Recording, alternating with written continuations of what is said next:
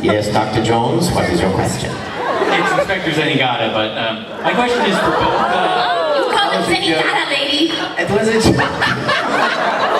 My question is for both Travis and Vic, and it's a little off topic. You've probably been to a lot of conventions, and you've probably heard each other's stories at this point. So, which story do you think is the most disgusting? Your story with the sugary donuts, or your story with the Jell-O pudding? I think there's no question. There's nothing disgusting about the donuts. It's the pudding, the green, that's really disgusting. Like, rotting pudding is just gross all around. Sugary donuts is kind of yum. Until they decompose in your mouth First, yes. Yeah, but then they still taste good. Until it becomes something It's else. just like sugar goo.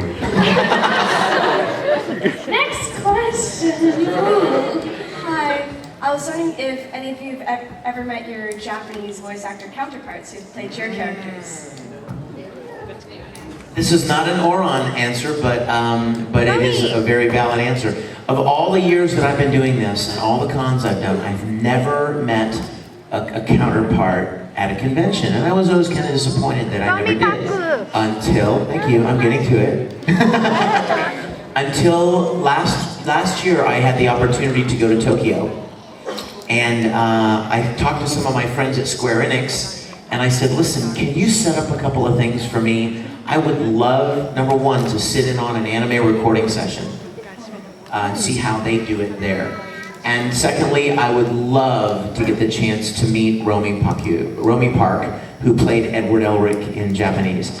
She's amazing, and she's never come to the States, and I almost got to meet her at Anime Expo a few years ago, and then at the last minute she had to cancel.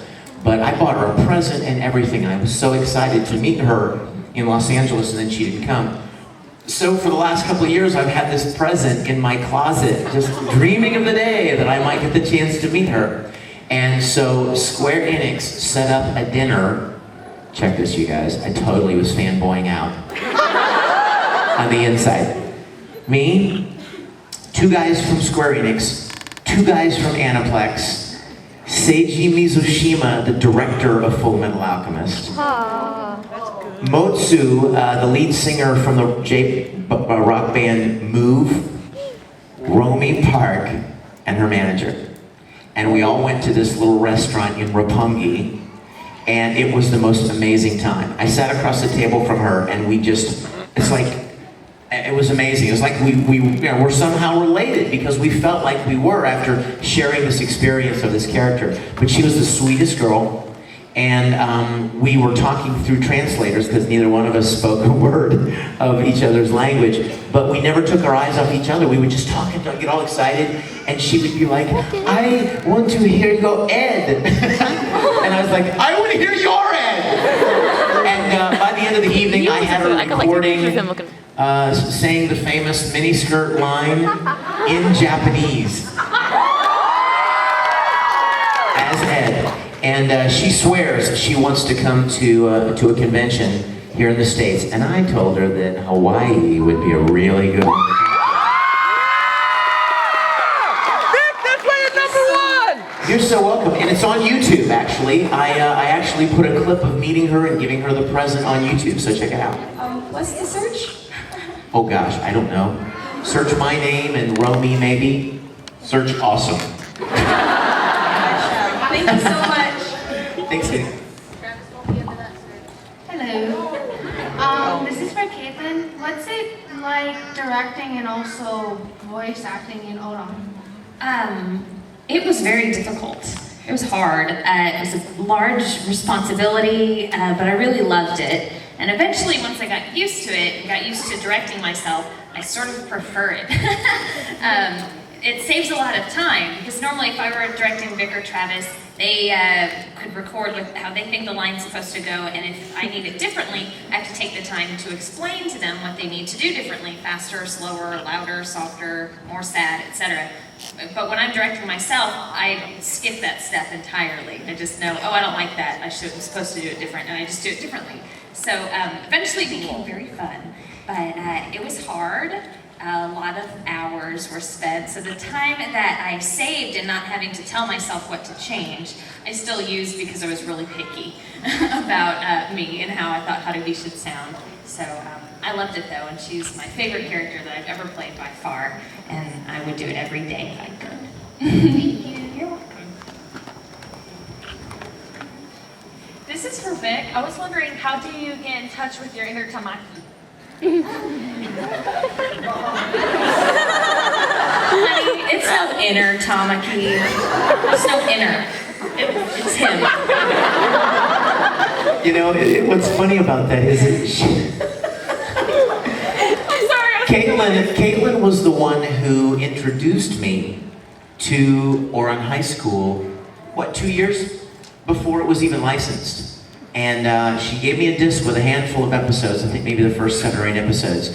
And I've never watched anything except some of Full Metal. I never watched any show that I'd ever been involved in before I recorded it. But I saw some of Ouran and I'm like, oh my gosh, this is absolutely hilarious and adorable, and I like him, the blonde guy. I want to play that guy. And of course this was a complete pipe dream because the show hadn't even been licensed yet, you know? So there was no real reason to believe that I would ever get to play it.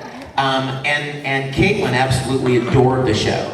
And she wanted to direct it, and she wanted to play Haruhi, and again, no clue of whether or not that was ever going to happen. So, and even back then, Caitlin used to say to me, you know, Vic, you are Tamaki.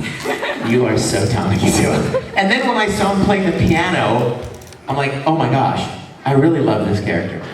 So, I know, right? So then when Funimation got the license, I mean, Caitlin got all jazzed, and she let them know how much she loved the show. And I want you guys to know something. You could never find a director on the planet Earth who loves Ouran High School and was more dedicated to it being the best it could be than Miss Caitlin Glass. I remember she and I sitting around at Funimation, and when I would go up there to record, and she and I would go to dinner or something, and she would talk about how much she loved this show and how much she wanted to get the chance to direct it, and I would encourage her, listen, go knock on some doors and like let them know, that let them know about your passion for it. And when she got the opportunity to direct it, I was so excited, and I knew that this thing was going to be done right. And she did an amazing job. It was a blast to work under her because she was so dedicated to making this show for you guys as good as it could be. So let's give Caitlin a big round of applause. What do you say?